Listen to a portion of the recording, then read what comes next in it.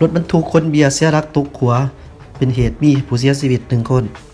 รายงานจากประชาชนในหูว่าคืนวันที่24เดือน1ปี2020เวลาประมาณ20:40 นาทีเกิดเหตุรถบรรทุก12ล้อ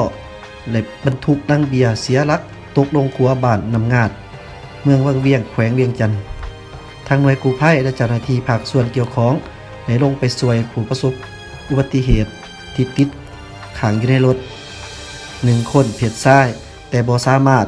นำเอาร่างกายผู้เสียชีวิตออกจากรถได้จนมาฮอดเช้าวันที่25เดือน1ปี2020ทางภาคส่วนที่เกี่ยวข้องได้ประสานหารถจกมาแก้ดึงเอารถที่ประสบอุบัติเหตุนั้นขึ้นจากน้ำแล้วนำเอาร่างผู้เสียชีวิตนั้นออกมาสภาพผู้เสียชีวิต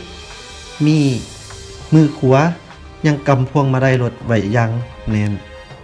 ผู้เสียชีวิตคาที่1คนเพศชายอายุ35ปีปราศสุนอยู่บ้านห้วยปลาม่อนเมืองวังเวียงแขวงเวียงจันทน์เบื้องต้น